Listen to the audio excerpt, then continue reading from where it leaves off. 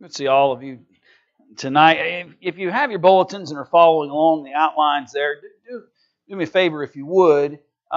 Make a notation. On this morning's sermon, the quote I wanted was right on the screen because I was doing somewhat unusual this morning by putting the verses on the screen itself, but the notation was wrong. I quoted the right passage when we talked about Israel was an outcast, but it said Psalm 142 in the notes. It should have said Psalm 147. And that'll put you in the right text. Once you've marked that just for your own personal purposes, then you can put your bulletin away. Because I've changed my mind a little tonight.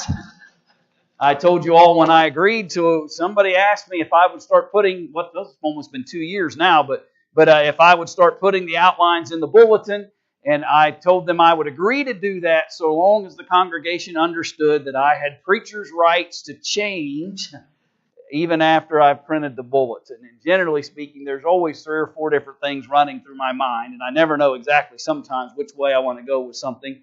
I felt like some of the things that could have come back up in our sermon if I'd left it alone might have been a little bit redundant. So I went to another idea that I'd been exploring anyway, and so let's do that instead this evening. I want to talk to you a little bit about an imagery that Scripture uses over and over and over again, and that imagery is found in the eagle. And as we go into a new year, I wanted in my mind to kind of impress upon us how important it is for us to realize the power of God.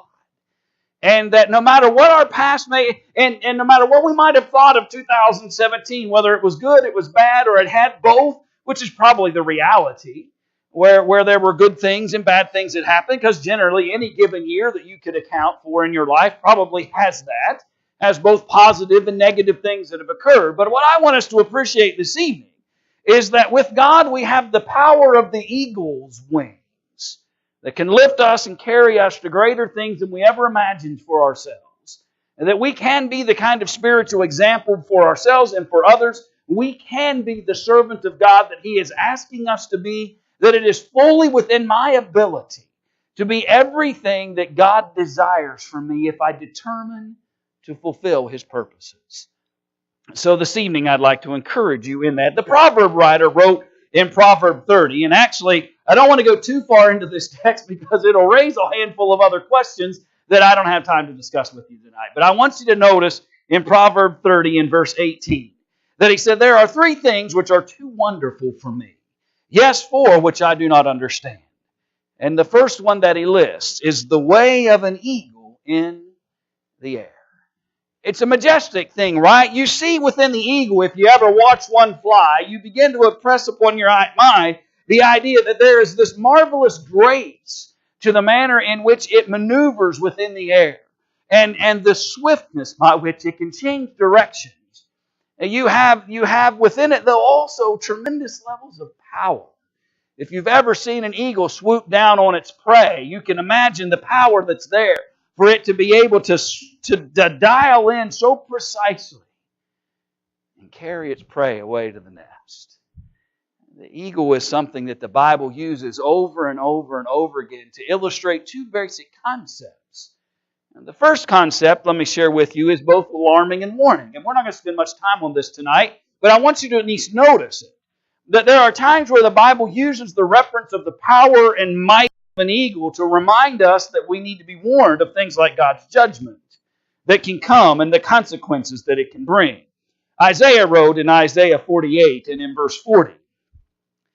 Isaiah 48 and in verse 40. Concerning the judgment of God. And he uses the eagle as an illustration as it relates to it. Verse 40 of Isaiah. You're not going to find Jeremiah, that's right. It's right on the chart. I'm just one book behind.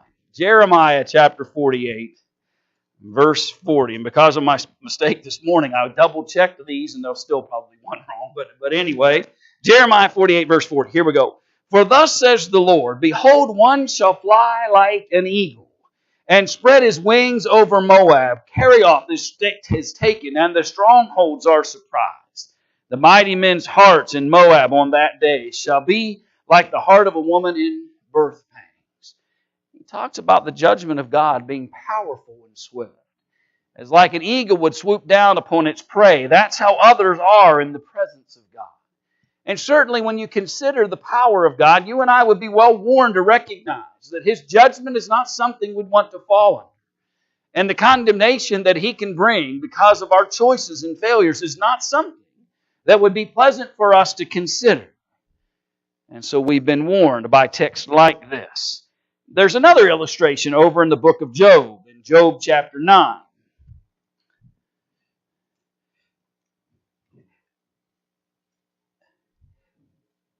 If I were to ask you tonight very quickly to give me a Bible illustration that talks about the longevity or the lack of in relationship to one's lifespan, I suppose that the majority of folks sitting here tonight would probably go to what James said, right? When James says life is but a vapor that appeareth for a little while and then vanisheth away, that's one we generally recall pretty quickly. When we're talking about reminding ourselves of the brevity of life and how quickly it can go by. But notice verse 25 of Job 9. He said, "Now my days are swifter than a runner. They flee away, they see no good. They pass by like swift ships, like an eagle swooping on its prey." The years come and go very quickly, he says. James said it in the manner in which we're most familiar. Life is but a vapor. But Job writes and accounts for us here that it is also like a runner that's running so quickly. In 1 minute you can kind of see them approaching, and the next they're gone. It's like an eagle that swoops down upon its prey. 1 minute you see the prey and you see the eagle in the sky, and the next thing, the eagle has its prey and has moved on. Life is swift. And it's an important fact for us to recognize that the swiftness of life reminds us of the urgency of the moment. That they're not going to be a whole host of opportunities. They're going to come and go so quickly. And if we kept failing, or if we keep ignoring the opportunities that are before us, we might find that our life has been swiftly passed us by, like the flight of an eagle towards its prey. Obadiah warned in Obadiah 1, the only chapter in Obadiah, in verse 4, that the eagle is a nest as some would try to climb up as if they had the rights to the power, the majesty to climb to the eagle's nest. Warnings throughout Scripture. And my point simply at the outset was just to show and illustrate that the Bible over and over and over again uses the illustration of an eagle in order to illustrate the point that it's driving at. But here's where I wanted to get to. Though there are warnings and there's a mindset that we need to appreciate as it relates to the judgment of God and the consequences that it can come, we also need to appreciate that God uses it in a positive way. I want to begin in Exodus chapter 19. I'm going to slow down now, and I want us to share 3 or 4 different things that the Bible illustrates and see whether or not we can encourage ourselves as we move into a new year and to recognize what God can do with us and the power that He brings into our lives and the benefits that He can bring if we'll but trust Him. In verse 4 of Exodus chapter 19, He simply said, "You have seen what I did to the Egyptians, and how I bore you on eagle's wings and brought you to myself." When God's trying to remind them of what He had done for them in relationship to bringing them out of bondage from Egypt, the illustration that He uses in this moment was that He brought them as though they were on eagle's wings as they left Egypt. And you think about the fact that here's God who is determined to finally hear His people, right? When He gets to Moses in the burning bush and He begins to encourage Moses, "I'm going to lead my people towards the promised land, and I need you to go and lead them out of the bondage of Egypt." You recall Moses wasn't all sure about whether he wanted to go or not, even concerned about what he would say to the people themselves.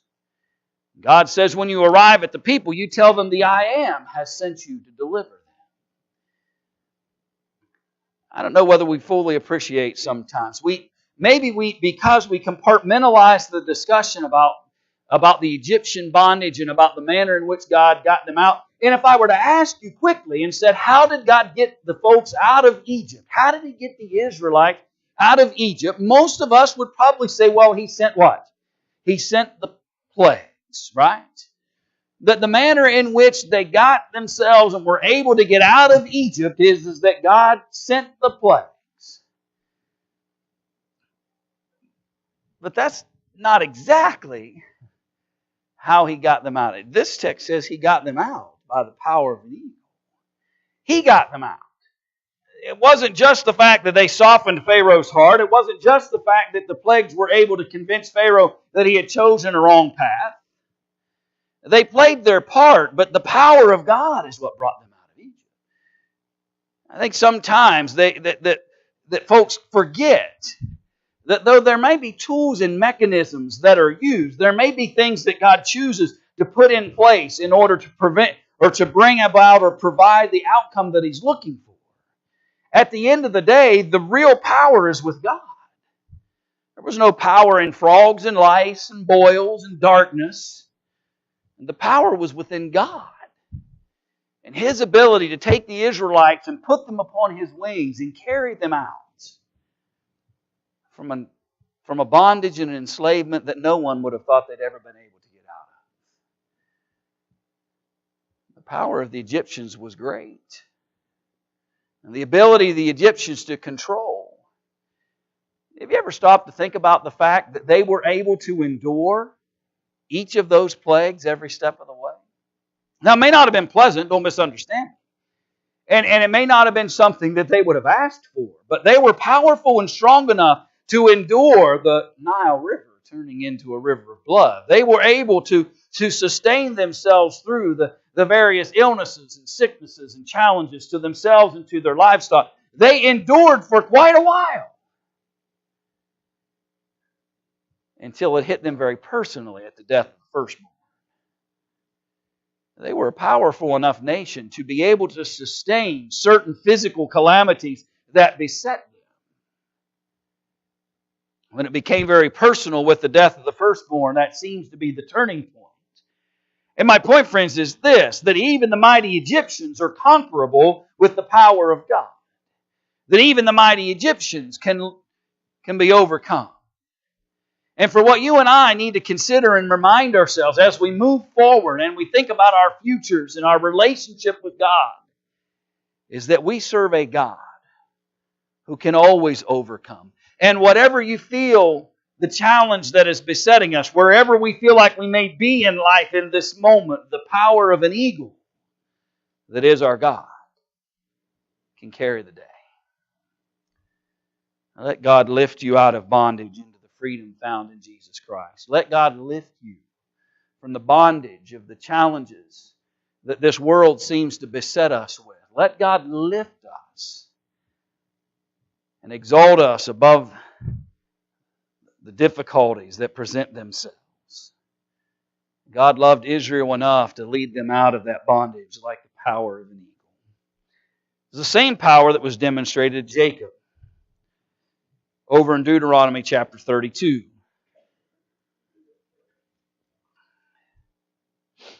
In Deuteronomy chapter 32 and in verse 9.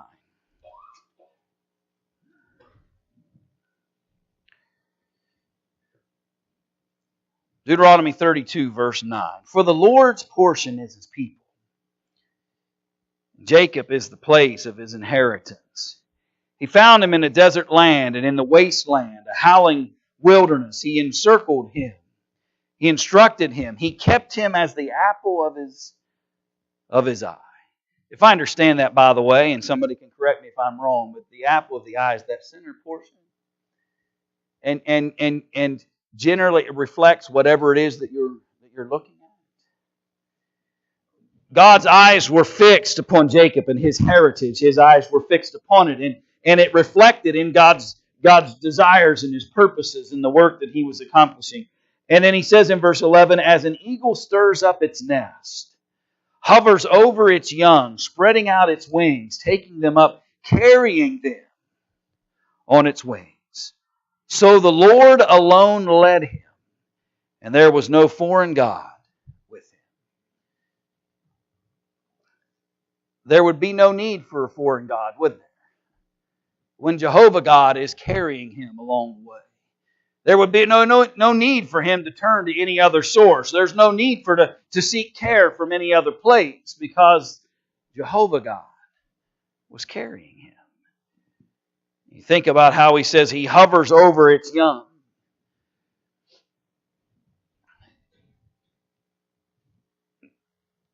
Sometimes maybe we don't sense the presence of God in the fashion that we should. Maybe sometimes we don't grasp how God is watching and paying attention to our lives and our circumstances and the things that we need. And this passage to me illustrates that there's a vision that God has over us. That over His people He's watchful and He's hovering and He's alert to the things that are concerning them. And when He needs to come down and lift them up upon His wings, He can do that. If He needs to feed them, He can do that. If He needs to protect them, He can do that.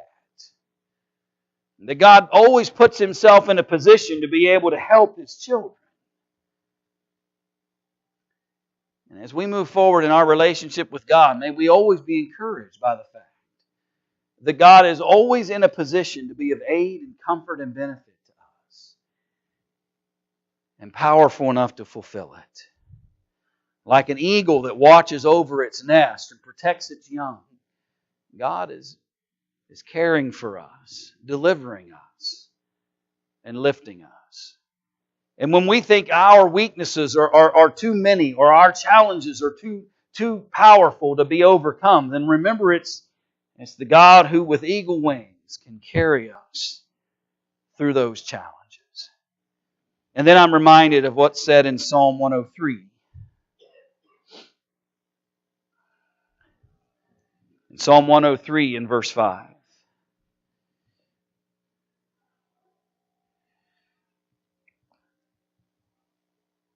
Psalm 103 in verse 5. Who satisfies your mouth with good things, so that your youth is renewed like the eagles. I shoveled a little snow yesterday. I didn't feel 16 at the end of that stretch of a couple hours. It catches up with you differently, doesn't it? As age begins to progress, the things that we once did that seemed so simple and that we felt like we could do without concern or thought. And sometimes age in life begins to mount and catch up with us to where we begin to believe, I don't know whether I'll have the strength. And I suppose that when it comes to physical things, we cannot change that. But may we never forget that when it comes to spiritual things, God can renew us like eagles. That my spiritual strength can be as strong as it has ever been. That my spiritual strength does not have to waver because age begins to progress. My spiritual convictions in God and my strength and commitment to Him can be something that's ever growing and maturing, no matter how long that I'm blessed with life on God's earth. God is a renewing God, and He re-energizes us. And what I appreciate about this psalm, by the way, and this concept, that so that your youth is renewed like the eagles, reminds me that I need renewed. I'm not always going to be as strong as I need to be. I'm not always going to be as spiritually devout and as focused as I need to be. And sometimes God needs to renew me to that. And for me, I need to be willing to be renewed. I need to be willing to say that I've been in a down period, or I've not been as faithful as I could be, or I've not been as strong as I want to be. And to seek the renewal that God is offering to us. We don't have to stay in that weakened state. We don't have to remain in that weakened condition. We can be renewed day by day.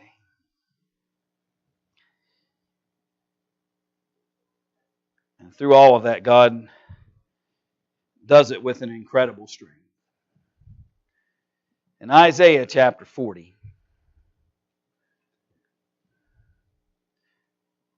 in Isaiah 40, in verse 28.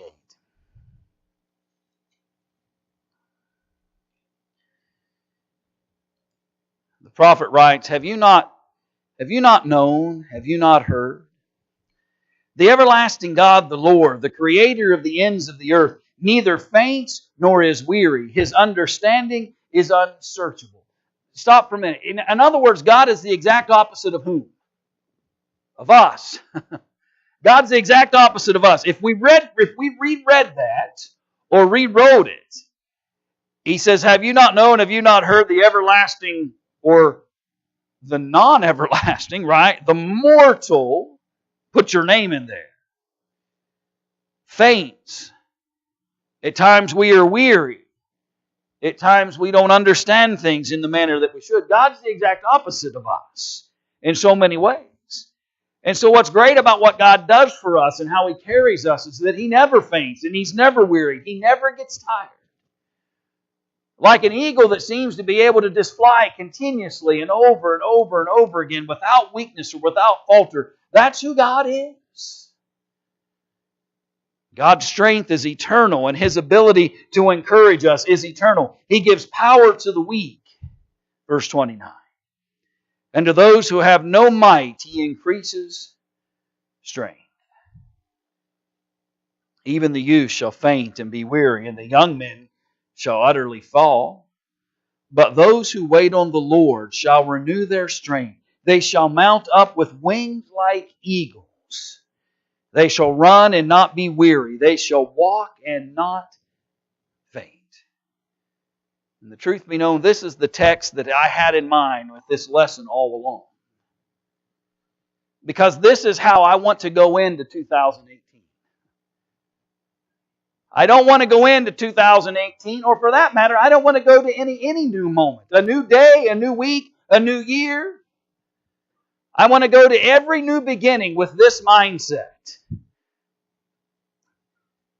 That God can renew my strength, and I can mount up with the wings of an eagle. I can run and not be weary. I can walk and not faint. That's what God does for me.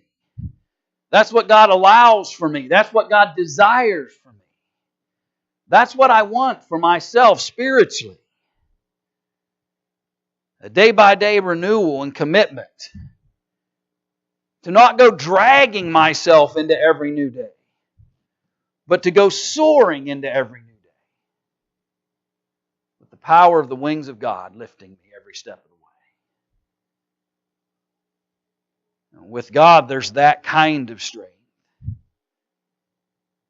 With God, there's that kind of ability. He said even young people faint and get weary. Young men can utterly fall. They don't quite hurt as much when they do. But they can still fall. But those who wait on the Lord shall renew their strength. They shall mount up with wings like eagles. They shall run and not be weary. They shall walk and not faint. That's my encouragement for you as we begin the new year. As individuals, followers, and believers in Jesus Christ, as a congregation, let's soar into the new year. With a God who empowers us, with a God who strengthens us, with a God who puts us upon His eagle's wings, let's soar into the new beginning that God blesses us with. In every new day that God lets the sun rise on our lives, every new beginning that God gives for us as we walk upon His earth, let us go into it with that kind of mindset. God's followers and believers don't go kicking and screaming anywhere. We don't go anywhere feeling like we're being drugged down or challenged. We go like soaring eagles. Because that's the power and strength of the God that we serve. That's the mindset that God wants His children. He instructed Jacob to appreciate that fact. He instructed the Israelites to remember, that's how I got you out of Egypt. That's how I've continued to lead you. That's how I've done these things over and over and over again. And it was an interesting aspect for me as I began to look at these texts and notice the connections between them. As each one has this eagle reference within it, it reminded me that that's the manner in which God has been leading His people from the beginning. With power and strength and grace. Yes, it would be concerning to fall prey to God as an eagle. So our choices are either fall prey to His judgment as an eagle swoops down upon Moab, Jeremiah said, or be lifted by that very same eagle to strength and prosperity and benefit and encouragement that God can provide. The truth is, I needed personally to be reminded of that, and that's why I preached the lesson. I needed to be reminded to not be overwhelmed by what happened yesterday. That's kind of why the lesson that was in the bulletin was there, because that's kind of what I was thinking with that. But this line of thinking impressed me more for some reason. To personally remind myself and encourage, hopefully, all of us to know that we don't have to be tied and down and challenged by things that are in many ways out of our control. But to just go into life every day knowing that God puts me on His wings and you can soar when you're with God. And you can find new heights and you can conquer great things and you can have the strength and vitality of youth. I can't give you anything that will let you go run a basketball court like maybe you once did, or jog a marathon, or whatever it is that you might have been able to physically do at one point in your life. But I can assure you this, that if you'll put your spiritual convictions in God, you can soar spiritually more than you ever have before. Spiritual strength and vitality is not a respecter of persons. Anyone who will let God lift them up can soar like eagles. And that's my New Year's resolution for all of us. Let's soar personally in our relationship with God. Let's soar congregationally in our relationship with God. And let's not for 1 minute let anything deflect or deter us from the reality of the power and majesty and grace and might of the God we serve. And let us be to His good pleasure. And let us accomplish His will and His purposes for us. And let His strength carry us when we are far too weak to carry ourselves. You may be subject to the gospel in some way tonight. If we could help you and consider stepping out into the promises of God, or maybe you've done that, something's amiss, something we could pray for you concerning tonight. If you're ready to be lifted by the wings of God, by honoring His will and purposes, to know remission of sins through baptism, or to be restored to Him, and leave this place tonight renewed spiritually, and ready to conquer all things that God encourages us through and lifts us through. And if we could help you do that or pray for you tonight, then won't you come as we stand and as we sing.